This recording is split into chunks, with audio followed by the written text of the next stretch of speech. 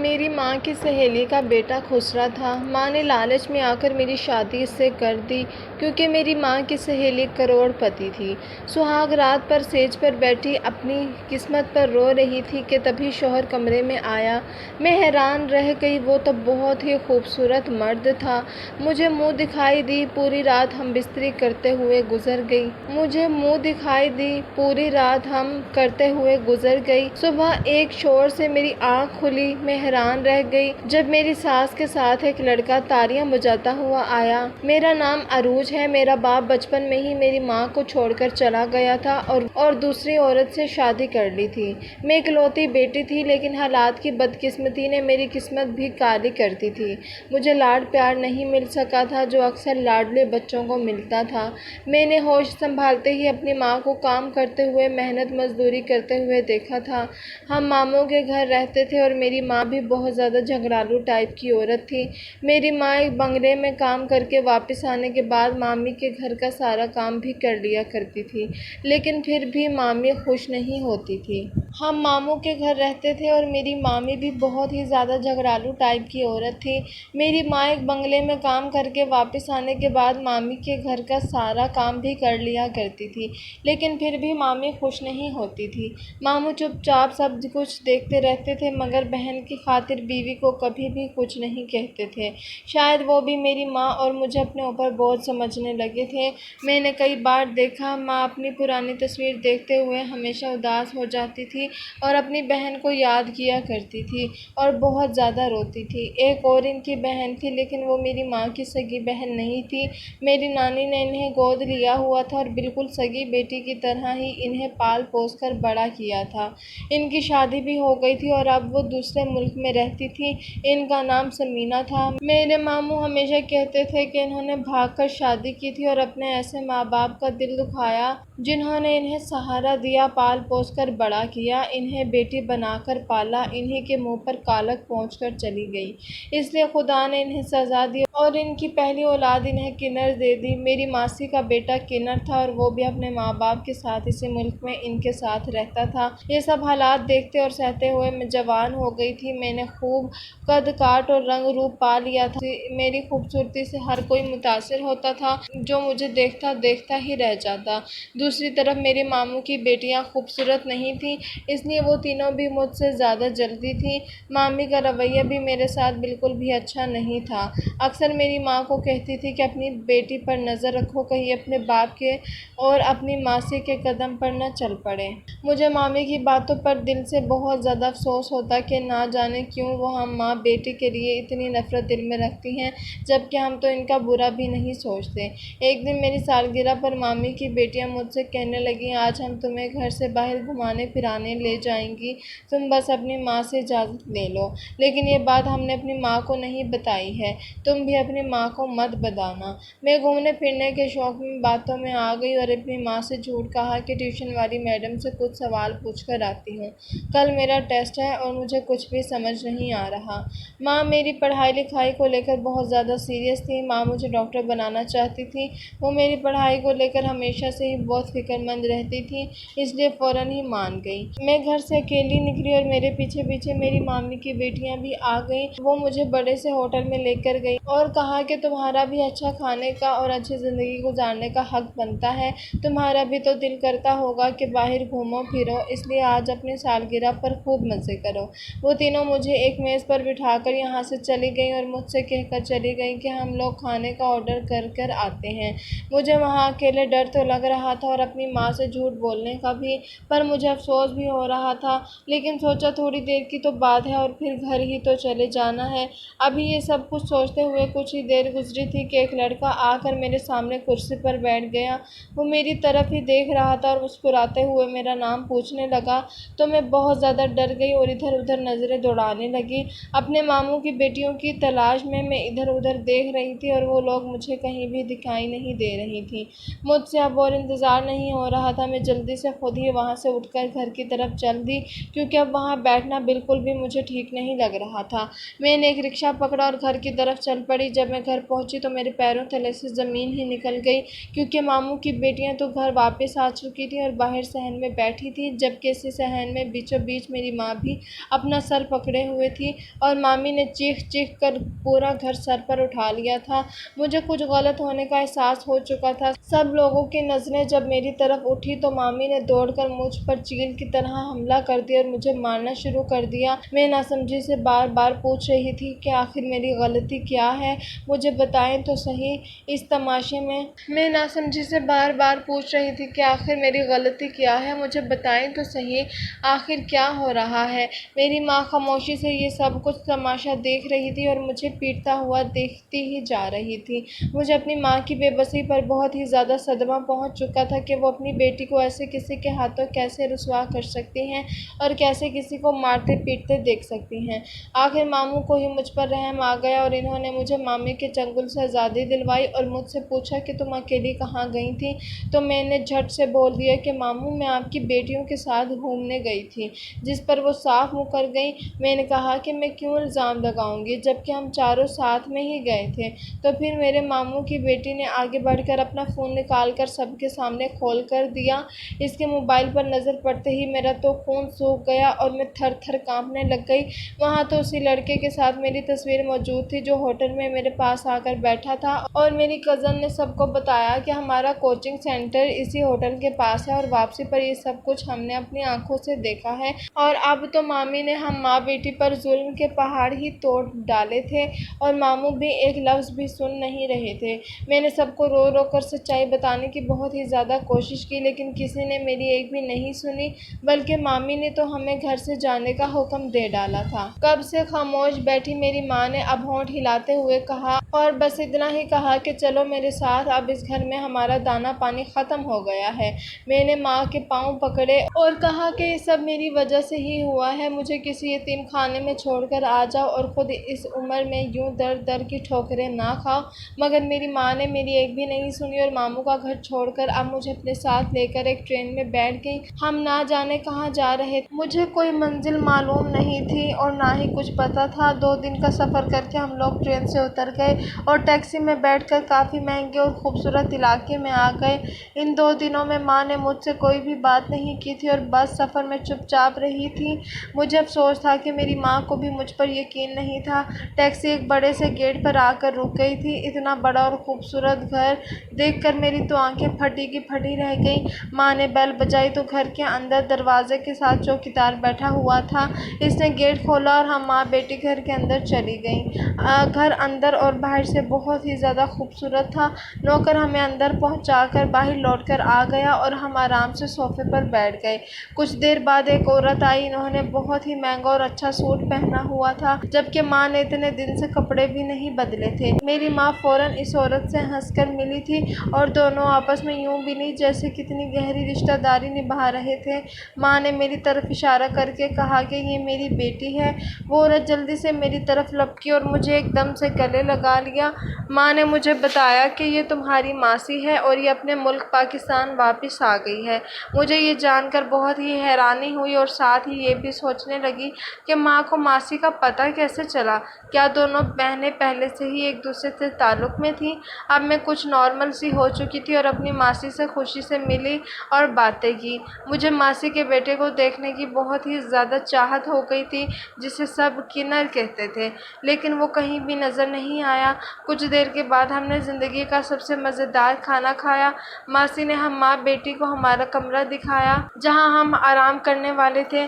میں تو نرم بستر دیکھتے ہی سب کچھ بھول گئی اور اس پر لیٹتے ہی چین کی نیند سو گئی، مگر آدھی رات کو ماں نے مجھے جگا دیا اور کچھ ایسا کہا کہ میری آنکھیں پھٹی کی پھٹی رہ گئی۔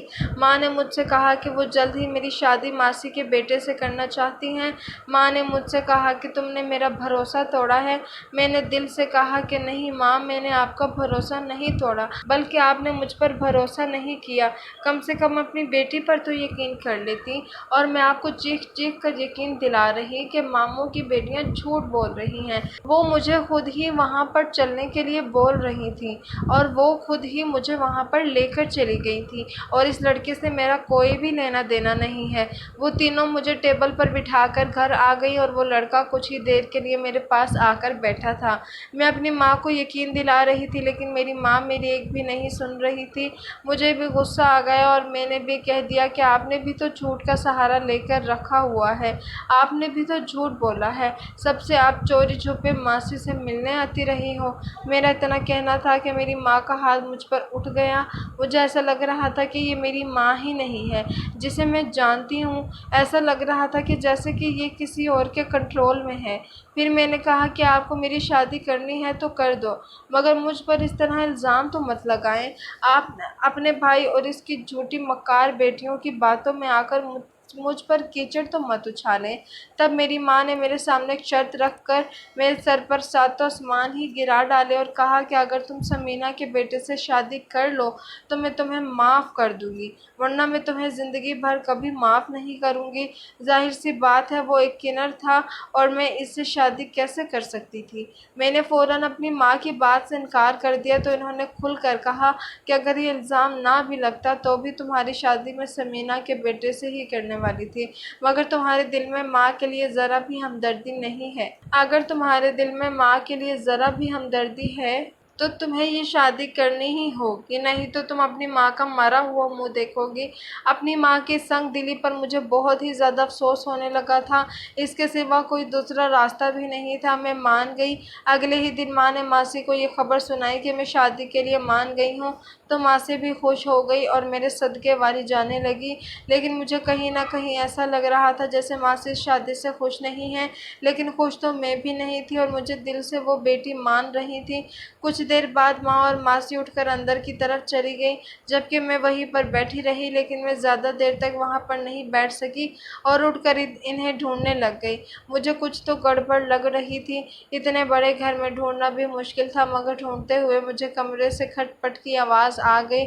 میں نے دروازے سے ہلکا سا جھانک کر دیکھا تو میری ماسی ماں کو نوٹوں سے بھری ہوئی گدیاں دے رہی تھی، جنہیں لے کر میری ماں کا چہرہ خوشی سے تمتما رہا تھا۔ اب مجھے سمجھ آیا کہ ماسی نے میری ماں کو پیسے کا لالچ دے کر اپنے کنر بیٹے کے لیے میرا سودا کر لیا تھا اور اب میری شادی کروا رہی، مگر افسوس تو مجھے اپنی سگی ماں پر تھا جس نے میرے ساتھ اتنا بڑا دھوکہ کیا تھا۔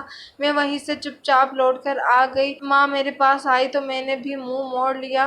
میں نے ماں کو کہا کہ آپ کا لالچ میں دیکھ چکی ہوں، آپ میرا سودا کر چکی ہیں۔ تب میری ماں اپنے دکھڑے سنانے شروع ہو گئی، کہنے لگی کہ وہ بہت ہی امیر ہے اور ہمارے پاس بچا ہی کیا ہے، ان پیسوں سے ہم گھر خریدیں گے جو ہم دونوں کا مضبوط ٹھکانہ ہوگا، اور پھر تم بھی شادی کرنے کے بعد اپنے شوہر کو اپنی مٹھی میں کر لینا اور یہ سب کچھ اپنے نام کروا لینا، بعد میں جہاں چاہے وہاں پر اپنی پسند سے شادی کر لینا۔ مجھے ماں کی باتیں سن کر بہت ہی زیادہ افسوس ہونے لگا تھا۔ میں نے صاف صاف کہہ دیا کہ یہ سب کچھ دھوکہ ہے جو آپ کر سکتی ہیں، لیکن میں نہیں۔ ماں نے مجھے جواب دیا کہ اس دنیا نے بھی ہمارے ساتھ دھوکہ ہی کیا ہے، بدلے میں ہم بھی انہیں دھوکہ واپس لوٹا رہے ہیں۔ پہلے سمینا میرے منگیتر کے ساتھ بھاگ گئی تھی اور اس نے شادی کر لی تھی۔ میرے ماں باپ نے سمینا کو سگی بیٹی کی طرح پالا تھا اور اس نے میرے ہی حق پر ڈاکہ ڈال دیا تھا اور میرے منگیتر سے شادی کر لی۔ میرے ماں باپ اس صدمے سے ٹوٹ گئے تھے۔ میری ماں تو اس وقت بستر سے جا لگی تھی اور خدا کو پیاری بھی ہو گئی تھی۔ آج سمینا کے بعد جو کچھ بھی ہے وہ سب کچھ میرا ہونے والا تھا۔ بعد میں تمہارے باپ نے بھی یہی کیا، ایک بھائی کا سہارا تھا، اس نے بھی کبھی ہمارا ساتھ نہیں دیا۔ اب زندگی ہمیں ایک سنہرا موقع دے رہی ہے تو اسے بھی گنوا بیٹھے تو کیا ہوگا۔ میں نے ماں سے کہا، ماں میں مانتی ہوں کہ ان سب لوگوں نے ہمارے ساتھ بہت غلط کیا ہے، لیکن جو کچھ بھی آپ کر رہی ہیں اس کے بعد ان میں اور ہم میں کیا فرق رہ جائے گا۔ لیکن میری ماں میری کوئی بھی بات سننے کو بالکل تیار نہیں تھی۔ اس رات ماں مجھے وہیں پر اکیلا چھوڑ کر چلی گئی۔ صبح اٹھتے ساتھ ہی ماسی کا رویہ بھی بدل چکا تھا، کیونکہ انہوں نے میری قیمت چکا دی تھی۔ اب میں ایک طرف سے ان کی غلام بن چکی تھی۔ ماسی نے مجھ سے کہا کہ وہ آج ہی میری شادی اپنے بیٹے سے کروائیں گی۔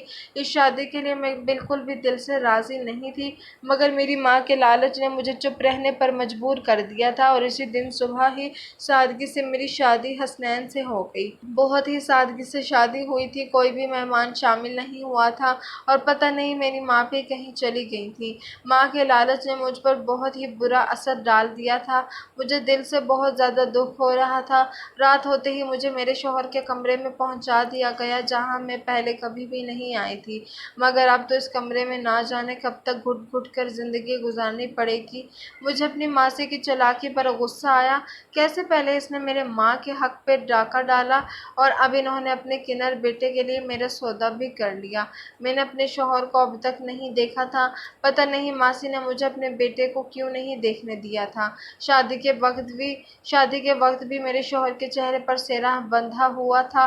میں چپ بیٹھی رہی اور اپنے شوہر کا انتظار کر رہی تھی اور تبھی میری نگاہ اچانک کمرے کے دروازے پر اٹھی۔ میرا شوہر جو ابھی ابھی کمرے میں داخل ہوا تھا، لیکن اس پر نگاہ پڑتے ہی میری آنکھیں کھلی کی کھلی رہ گئی اور میں اس سے اپنی نگاہیں ہٹانا بھول گئی تھی۔ آنے والا انسان بہت ہی خوبصورت اور ہینڈسم لگ رہا تھا، کہیں سے بھی وہ کنر نہیں لگ رہا تھا، لیکن حقیقت تو یہی تھی کہ وہ ایک ادھورا تھا۔ میرا دل پھر سے دکھ سے بھر گیا تھا۔ وہ انسان میرے پاس آ کر بیٹھ گیا۔ مجھے یقین نہیں ہو رہا تھا کہ اتنا خوبصورت مرد میرا شوہر کیسے ہو سکتا ہے۔ اس نے اپنی بھرپور مردانہ آواز میں میرا حال پوچھا، جس کا میں نے کانپتی ہوئی آواز میں جواب دیا، کیونکہ اس وقت میں حیرت کے سمندر میں غوطے کھا رہی تھی۔ حسنین نے مجھے منہ دکھائی کا قیمتی تحفہ دیا اور میرے ہاتھوں کو چوم لیا۔ مجھے یقین نہیں ہو رہا تھا بھلا ایک کنر کیا سہاگ رات منا لے گا، لیکن وہ آہستہ آہستہ میرے قریب آتا جا رہا تھا اور اس کی گرم سانسوں سے میں پگھلتی چلی جا رہی تھی۔ پوری رات حسنین میرے اوپر ایسے ہی پیار کی بارش کرتا جا رہا تھا۔ میرے دل میں جو ڈر بیٹھا ہوا تھا وہ اب ختم ہو چکا تھا۔ مجھے یقین ہو گیا تھا کہ میری زندگی اب بہت ہی اچھی ہو جائے گی۔ میرا شوہر تو ایک دم ٹھیک تھا، اس میں کوئی کمی نہیں تھی۔ میں بہت ہی ریلیکس ہو کر سو گئی اور سوتے ہوئے حسنین کی طرف نگاہ ڈالی تھی، چوڑے سے سینے پر اپنا سر رکھ کر سو گئی اور صبح ہوتے ہی ایک شور کی آواز سے میری آنکھ کھلی تھی۔ میں نے دیکھا کہ میری ساس کے کمرے سے وہ آواز آ رہی تھی۔ میں حیران رہ گئی جب میری ساس کے ساتھ ایک لڑکا تالیاں بجاتے ہوئے آیا اور میرے برابر آ کر بیٹھ گیا۔ میں حیرت سے چیخ مار کر دوسری طرف کھسک گئی۔ آنے والے اس لڑکے کا انداز بالکل ویسا ہی تھا جیسا کنروں کا ہوتا ہے، جبکہ میرا شوہر کمرے سے غائب تھا۔ میں نے پوچھا، امی جی یہ کون ہے؟ تو میری ساس نے میرے سر پر ہاتھ رکھتے ہوئے کہا کہ یہی تو تمہارا شوہر ہے، یہ رات کو اپنے دوستوں کے ساتھ باہر گیا ہوا تھا، دیر سے واپس آیا تو دوسرے کمرے میں ہی سو گیا۔ میں کبھی اپنے شوہر کو دیکھتی تو کبھی رات کے منظر کو یاد کرتی۔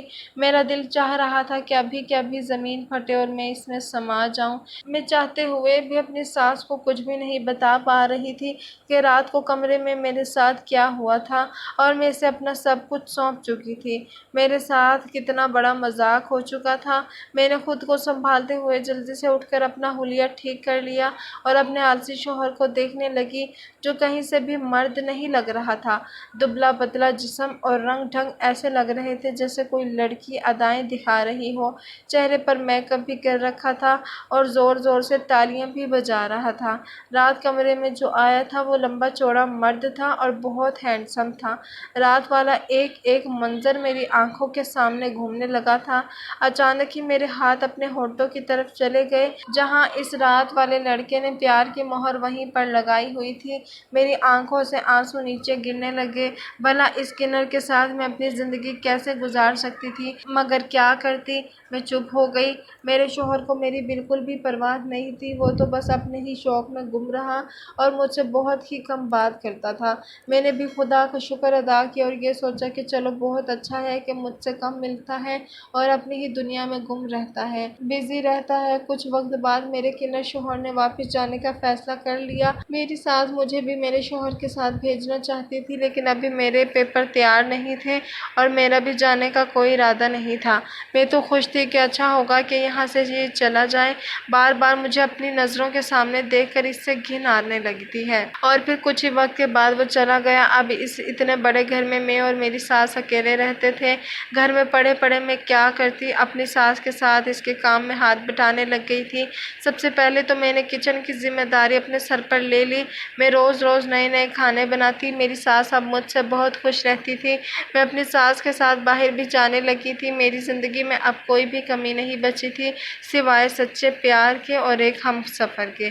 کبھی کبھی مجھے اس لڑکے کی بہت ہی یاد آتی تھی، بہت یاد ستاتی رہتی تھی، جو اس رات میرے کمرے میں آیا تھا اور میرا سب کچھ چھین کر لے گیا تھا، میرا چین، سکون، سب کچھ۔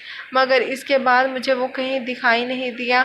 میرے لیے بہت ہی زیادہ حیرت کی بات تھی کہ آخر اس کا مقصد کیا تھا، وہ کون تھا۔ ساتھ ہی مجھے اپنی ماں کی بھی بہت زیادہ فکر ستانے لگی تھی، جس نے کبھی بھی پلٹ کر میری خبر نہیں لی تھی۔ ایک دن میں اور میری ساس اکٹھے بازار گئے تھے۔ واپسی پر ہم کھانا کھانے کے لیے ایک ہوٹل پر رک گئے۔ وہاں میری نظر اچانک اسی لڑکے پر پڑی جب میں اپنے ماموں کی بیٹیوں کے ساتھ ہوٹل گئی تھی اور وہ میرے ساتھ بیٹھا ہوا تھا۔ یہی تو ان سب باتوں کا ذمہ دار تھا۔ میں تیزی سے اس کی طرف بڑھی اور وہ بھی مجھے پہچان چکا تھا۔ میں نے اسے پوچھا کہ بتاؤ، اس دن تمہارا کیا مقصد تھا اور میرے پاس آ کر کیوں بیٹھے تھے؟ اس نے سب کچھ بتا دیا کہ اس دن مجھے یہ سب کچھ کرنے کے لیے تمہارے ماموں کی بیٹیوں نے کہا تھا۔ اس وقت دل سے آواز آئی کہ کاش میری ماں بھی یہاں پر موجود ہوتی اور میری بے گناہی کا ثبوت اپنی آنکھوں سے دیکھ لیتی کہ کیسے ان کے اپنوں نے ہی مجھے ان کی نظروں سے گرانے کے لیے ڈرامہ رچایا تھا۔ لیکن مجھے پتا تھا کہ میری ماں یہاں پر ہوتی بھی تو تب بھی کچھ نہ کرتی اور کچھ بھی نہ کہتی، کیونکہ ان کی آنکھوں پر تو لالچ کی پٹی بندھ گئی تھی۔ جب ہم گھر واپس آئے تو کچھ ہی دیر بعد میری ساس گھبراتی ہوئی میرے پاس آئی۔ ان کی اڑی ہوئی رنگت دیکھ کر میرا دل کسی انہونی کا بتانے لگا۔ انہوں نے بتایا کہ تمہاری ماں کا ایکسیڈنٹ ہو چکا ہے اور وہ ہسپتال میں ہے۔ ماں کے بارے میں سن کر میں بہت ہی زیادہ پریشان ہو گئی اور جلدی سے ہسپتال پہنچ گئی۔ میری ماں نے مجھ سے معافی مانگی، میں نے بھی انہیں معاف کر دیا۔ میں نے کہا کہ میں آپ جیسے بالکل بھی نہیں ہوں، میں آپ کا ساتھ نہیں چھوڑ سکتی۔ ماں اپنی دونوں ٹانگیں کھو چکی تھی۔ میں اپنی ماں کو اپنے پاس لے کر آئی اور دن رات ان کی خدمت میں لگ گئی۔ ساتھ ہی ساتھ اس مشکل وقت میں میری ساس نے بھی میرا بھرپور ساتھ دیا۔ ایک رات میں اپنی ماں کے پاس سے اٹھ کر اپنے کمرے میں جانے لگی تو مجھے گھر کے پچھلے کمرے سے آواز سنائی دی۔ میرے قدم خود بخود اس طرف بڑھ گئے۔ میں نے دیکھا کہ وہاں میری ساس کے ساتھ کوئی دوسرا بھی آدمی موجود ہے، جس سے میری ساس چپکے چپکے کچھ باتیں کر رہی تھی۔ میں دیکھنے کی کوشش کر رہی تھی لیکن مجھے کچھ بھی سامنے والا انسان نظر نہیں آ رہا تھا۔ تھوڑی دیر بعد وہ انسان کھڑکی سے چلا گیا۔ اب مجھے اپنی ساس پر شک ہونے لگا تھا اور میں نے ان پر نظر رکھنا شروع کر دی تھی۔ مجھے لگ رہا تھا کہ جیسے میرے ساتھ کوئی نیا کھیل کھیلا جا رہا ہے۔ اگلے ہی دن سے میں نے اپنی ساس پر پوری نظر رکھنا شروع کر دی اور پھر اسی جگہ پر آدھی رات کو اپنی ساس کو جاتے ہوئے دیکھا تو میں بھی پیچھے پیچھے چلی گئی اور اس کمرے میں میری ساتھ کسی انسان کے ساتھ کڑی باتیں کر رہی تھی اور اس انسان پر میری نظر پڑی تو میری آنکھیں پھٹی کی پھٹی رہ گئی۔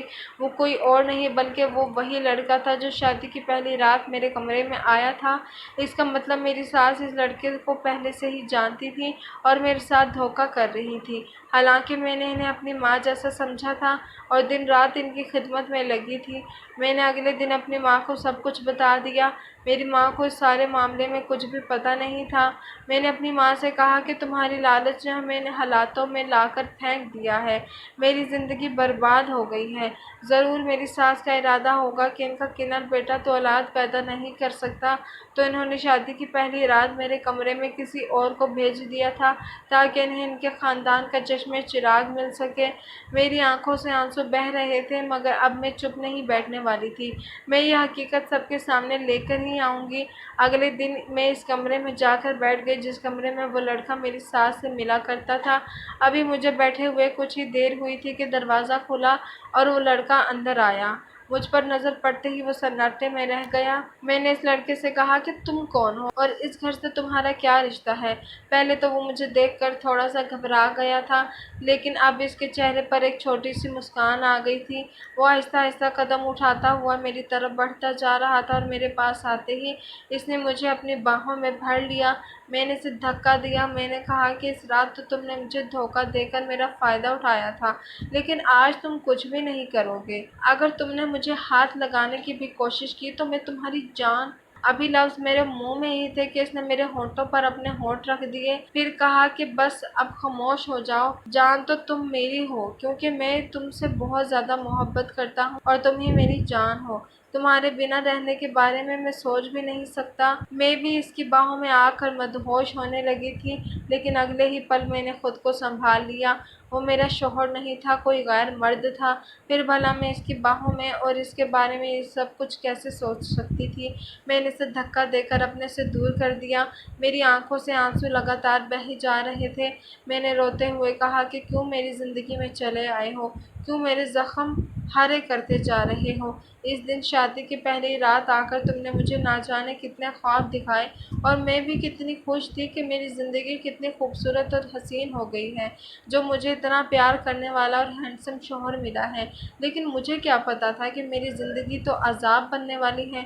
میری زندگی میں تو شوہر کا پیار نہیں ہے، بس میری زندگی ایسے ہی سسک کر گزرنے والی ہے۔ اس نے جلدی سے آگے بڑھ کر میرے آنسو صاف کیے، کہنے لگا تمہارے آنسو دیکھ کر مجھے بہت ہی زیادہ دکھ ہوتا ہے، میرے دل کو اور زیادہ مت دکھاؤ، مجھے زیادہ تکلیف مت دو۔ میں نے چیخ مار کر کہا تم بتاؤ ہو کون تم، تمہارا کیا رشتہ ہے، تم اس گھر میں کیوں آتے ہو اور اس گھر سے کیا لینا دینا ہے؟ اس نے جواب دیا جسے تم ماسی کہتی ہو میں ان کا ہی بیٹا ہوں۔ مجھے اس کی بات پر یقین نہیں ہوا کیونکہ میری ساس کا تو ایک ہی بیٹا تھا اور وہ جو کہ کنر تھا اور بد نصیبی سے میرا شوہر بھی تھا۔ میں اب اس لڑکے سے اور کچھ پوچھنے ہی والی تھی کہ پیچھے سے میری ساس کی آواز سنائی دی۔ میری ساس شاید پہلے سے ہی وہاں پر موجود تھی، وہ کہہ رہی تھی کہ یہ میرا ہی بیٹا ہے۔ میرے پیروں تلے سے جیسے زمین نکل گئی۔ میں نے ان سے پوچھا کہ وہ کون تھا جسے میرا شوہر آپ بتا رہی ہو، جس سے میری شادی ہو گئی ہے؟ آپ اس دن میرے کمرے میں لے کر آئی تھی۔ پھر میری ساس نے مجھے ساری حقیقت بتائی۔ میری ساس نے بتایا کہ میری ماں اور تمہاری نانی آپس میں بہت پکی سہیلیاں تھیں۔ میں 2 سال کی تھی تب میرے ماما پاپا کی ڈیتھ ہو گئی تھی۔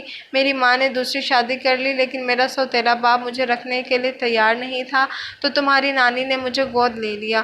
ان کی پہلے سے ایک بیٹی تھی جس کا نام کلثوم تھا، جو کہ تمہاری ماں ہے۔ ہم دونوں سگی بہنوں کی طرح رہتے تھے۔ کلثوم کے ماں باپ مجھ سے بالکل سگی بیٹی کی طرح ہی پیار کرتے تھے۔ کلثوم مجھ سے بڑی تھی، اس لیے اس کی شادی بھی مجھ سے پہلے ہی ہونی تھی۔ تمہارے نانا نانی نے کلثوم کا رشتہ طے کر دیا، لیکن جب کلثوم کے منگیتر نے مجھے دیکھا تو وہ مجھے پسند کر بیٹھا۔ اس نے اگلے ہی دن یہ کہلوا کر بھیجا کہ میں آپ کی چھوٹی بیٹی سے شادی کرنا چاہتا ہوں، آپ کی بڑی بیٹی سے نہیں۔ یہ سب سنتے ہی سب گھر والے میرے خلاف ہو گئے تھے۔ سب کو لگ رہا تھا کہ میں نے ہی اس کے منگیتر کو بہکایا ہے، حالانکہ ایسا کچھ بھی نہیں تھا۔ سگا خون تو سگا خون ہی ہوتا ہے۔ سب لوگ کلثوم کے ساتھ تھے اور سب لوگوں کو مجھ سے نفرت ہو گئی تھی۔ سب کہنے لگے کہ وہ زبردستی میری شادی کسی شادی شدہ آدمی سے کر دیں گے اور 3 بچوں کے باپ کے ساتھ وہ میری شادی کر کے مجھے بیاہ دیں گے۔ سب گھر والے کہہ رہے تھے کہ تم نے ہماری ناک کاٹ دی ہے، یہی تمہاری سزا ہے کہ تم اب ہمارے گھر سے جاؤ اور اپنے گھر میں جیسی ہو ویسی رہو اور اپنی زندگی گزارو۔ لیکن میں امجد کے بنا نہیں رہ سکتی تھی۔ میں اور امجد آپس میں پیار کرنے لگے تھے۔ امجد نے فیصلہ کیا کہ ہم بھاگ کر شادی کریں گے اور اس طرح میری اور امجد کی شادی ہو گئی تھی۔ کچھ وقت تک سب لوگ ہم سے ناراض رہے تھے، لیکن پھر آہستہ آہستہ آنا جانا شروع ہو گیا تھا۔ جب میرا پہلا بچہ ہونے والا تھا تو کلثوم میرے گھر پہ رہنے کے لیے آئی ہوئی تھی، لیکن اس نے سب گھر اور خاندان میں یہ مشہور کر دیا کہ میں نے ایک کنر بچے کو جنم دیا ہے۔ ہر کوئی یہی سمجھتا تھا کہ میرا بیٹا کنر ہے۔ اب میں کس کس کو یقین دلاتی کہ میرا بیٹا ایک دم ٹھیک ہے؟ اور پھر میں اور امجد تنگ آ گئے تھے لوگوں کی باتیں سن سن کر۔ پھر میں نے اور امجد نے یہ ملک چھوڑ کر جانے کا فیصلہ کر لیا۔ پھر بھی اپنا دل میں نے بڑا ہی رکھا تھا اور تمہاری ماں سے بات چیت کرتی رہتی تھی، جبکہ تمہاری ماں تو بدلے کی آگ میں جل رہی تھی۔ صرف تمہاری ماں کو یہ سچائی پتہ تھی کہ میرا بیٹا ایک دم ٹھیک ٹھاک ہے، اسی لیے تمہاری ماں نے تمہارے رشتے کی بات میرے سے طے کر دی تھی، لیکن اس کے بدلے اس نے مجھ سے 70 لاکھ کی موٹی رقم مانگ لی تھی۔ میں بھی بہت زیادہ مجبور تھی کیونکہ میرا بیٹا تمہیں دیکھتے ہی تم سے محبت کر بیٹھا تھا۔ اس نے ضد لگا کر رکھی تھی کہ میں شادی کروں گا تو عروج سے ہی کروں گا۔ میں بہت زیادہ پریشان رہنے لگی تھی۔ پھر جب تمہاری ماں نے میرے سامنے سودے کی بات رکھی تو پھر میں مان گئی، لیکن میرا دل اس شادی کو کرنے کے لیے بالکل بھی تیار نہیں تھا۔ جب ماں اتنی لالچی ہو تو بیٹی بھی لالچی ہوگی۔ میں نے حسنین کو بہت سمجھانے کی کوشش کی کہ پہلے عروج کو آزماؤں، وہ کیسی عادت کی لڑکی ہے۔ جسے میں تمہارا شوہر بنا کر لائی تھی وہ حسنین کا ایک جاننے والا دوست تھا۔ میں نے اسے تمہارا شوہر بنا کر تمہارے سامنے کھڑا کر دیا تھا۔ شادی کی پہلی رات میرے بہت منع کرنے کے باوجود بھی حسنین تمہارے کمرے میں چلا گیا تھا کیونکہ وہ تمہارے لیے زیادہ بے قرار تھا۔ میں نے ایک شرط رکھی تھی کہ حسنین پہلے تمہیں آزمائے گا اور پھر اس کے بعد ہی تمہارے سامنے آئے گا۔ جب تک کہ تم اپنی آزمائش پر پوری نہیں اترتی تب تک حسنین تمہیں اپنا چہرہ نہیں دکھائے گا۔ میں یہ دیکھنا چاہتی تھی کہ کہیں تم بھی اپنی ماں کی طرح چال باز اور لالچی عورت تو نہیں ہو، لیکن تم بہت ہی اچھی ہو۔ تم نے میرا بہت ہی زیادہ دھیان رکھا تھا اور کبھی بھی تمہارے دل میں نے کوئی لالچ نہیں دیکھا تھا۔ تم اپنے امتحان میں پاس ہو گئی ہو۔ میں ان لوگوں کی باتیں سن رہی تھی، ساتھ ہی ساتھ میری آنکھوں سے آنسو بھی بہہ رہے تھے۔ مجھے اپنی قسمت پر یقین نہیں ہو رہا تھا کہ میری قسمت اتنی اچھی بھی ہو سکتی ہے۔ میرے شوہر اور میری ساس نے مجھ سے معافی مانگ لی تھی۔ میں نے اپنے شوہر اور ساس کو معاف کر دیا تھا۔ میری ساس مجھے اور حسنین کو کمرے میں اکیلا چھوڑ کر باہر چلی گئی۔ حسنین نے بے قراری سے مجھے اپنی باہوں میں بھر لیا اور اس بار میں نے بھی اس کی باہوں سے نکلنے کی بالکل بھی کوشش نہیں کی تھی۔ اب میں اپنے شوہر حسنین کے ساتھ ہی رہتی ہوں۔ دنیا ہماری جوڑی کو سراہتی ہے۔ کچھ وقت کے بعد میری ماں اس دنیا سے چلی گئی تھی۔ مجھے خوشی اس بات کی تھی کہ جاتے جاتے انہیں اپنی غلطی کو سدھارنے اور اپنے گناہ کی معافی مانگنے کا موقع اس دنیا میں ہی مل گیا تھا۔ انہوں نے میری ساس سے معافی مانگ لی تھی اور میری ساس نے بھی انہیں کھلے دل سے معاف کر دیا تھا۔ دوستو، امید کرتی ہوں کہ آپ کو ہماری یہ کہانی پسند آئی ہوگی۔ اگر ہماری کہانی پسند آئی ہے تو ہمارے چینل کو سبسکرائب کریں اور ساتھ ہی بیل آئیکن کو بھی پریس کریں تاکہ ہر نئی آنے والی ویڈیو کا نوٹیفیکیشن آپ کو بر وقت مل سکے۔ شکریہ۔ اللہ حافظ۔